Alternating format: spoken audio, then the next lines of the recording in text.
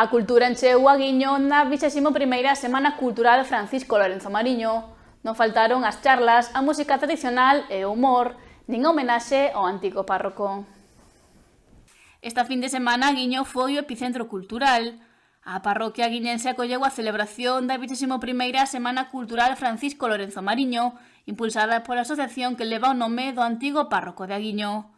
O venres arrancou esta nova edición na que houbo propostas variadas para todos os públicos. Estamos con Pastor, que foi o noso ponente de hoxe. Queremos agradecer que estuvera connosco, que nos ofrecera a presentación que nos ofreceu, porque tamén nos fixo recordar moitos escritores que son da zona, pero que ao mellor porque fai tempo que non publican ou porque temos idades diferentes, pois non os coñecíamos, e a verdade é que hai unha moi grande lista deles. Eu creo que aínda non metestes a todos os que poderías meter. Xa que Pastor Rodríguez, filólogo e coordinador de Barbantia, ademais de director do Museo do Gravado de Artes, afondou nunha charla sobre as letras galegas no concello de Ribeira, de Aguiño a Palmeira. Agradecer á Asociación Francisco Lorenzo Mariño a convida que me fixo e a chega que puiden facer no tempo que me levou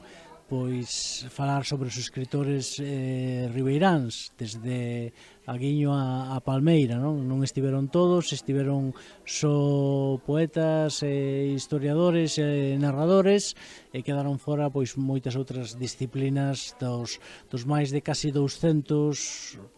200 narradores que hai en Ribeira. E clasurouse o venres coa actuación de As Sete Linguas. O sábado foi a segunda xornada desta Semana Cultural Francisco Lorenzo Mariño. Por primeira vez en 21 anos non vamos a poder facer a ofrenda floral no son, xa que hai alerta vermella, non se poden facer actos ao aire libre, e non queremos que ninguén se arrisque a ir pois desde Aguiño ata o son, e que pudera pasar calquera cousa, co cal se fará ás 6:30 no adro da iglesia, para a continuación ás 7 da tarde estar na misa.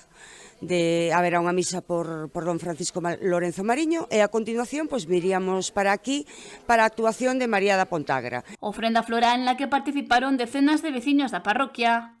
Onte rematou esta 21ª Semana Cultural Francisco Lorenzo Mariño co espectáculo infantil e familiar con lingua propia de Peter Pan.